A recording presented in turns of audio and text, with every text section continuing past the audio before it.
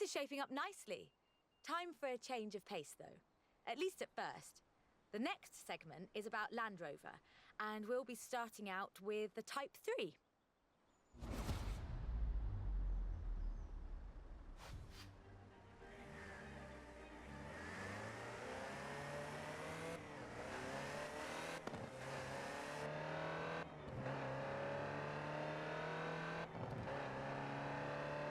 Land Rover, the British sports utility vehicle. But before that, they were actual utility vehicles. Solid, tough trucks, unstoppable over almost any terrain. In 400 meters, turn left. The Land Rover Type 3 marks the point where that shift begins, and we'll be looking at what that meant.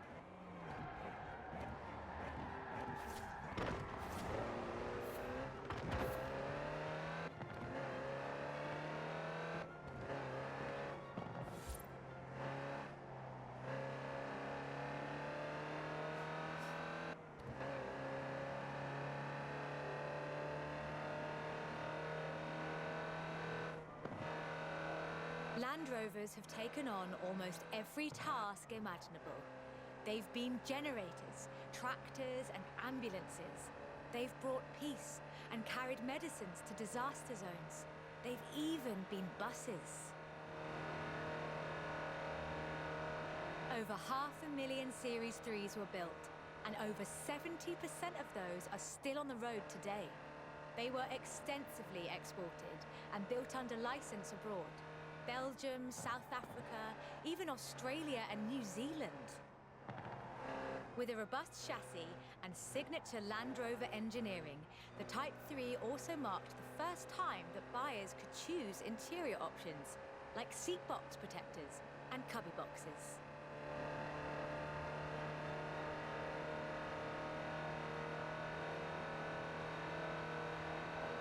That trend continued, and by 1982, Land Rover were offering the county spec Type 3.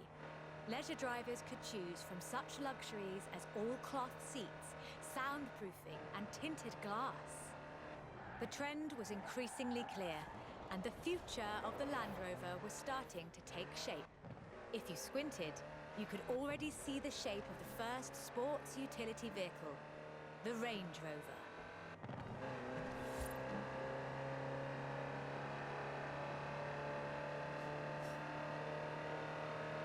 While the stock Type 3 would never be particularly fast uphill, there is almost no hill that it couldn't climb, or down for that matter, if you've put a proper winch on it.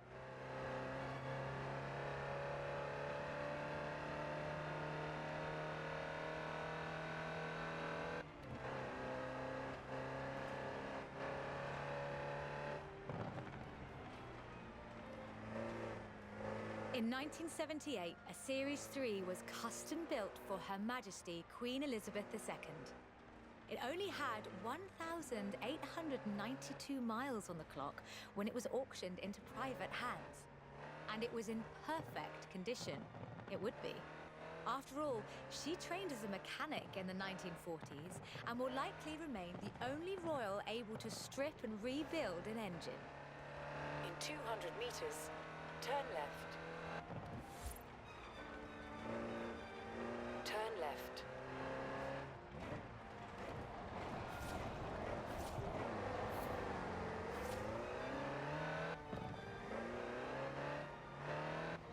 In 200 meters, you will arrive at your destination.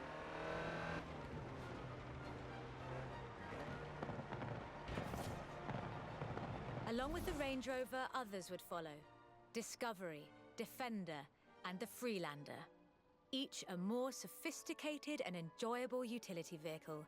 But none of them were a replacement for the Type 3. They were a different kind of car.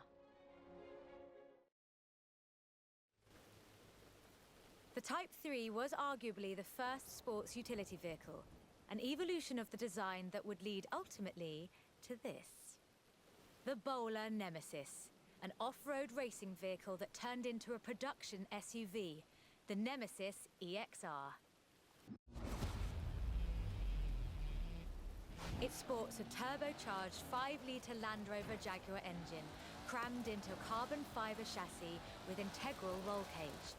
It even has the grille, headlights and rear lights from a Range Rover.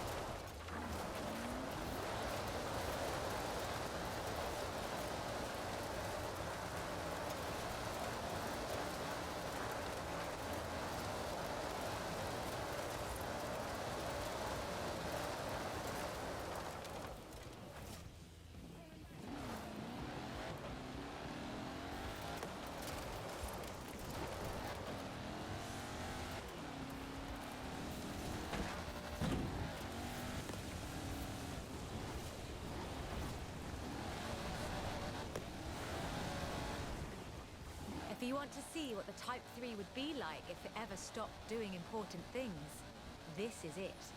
And it's beautiful.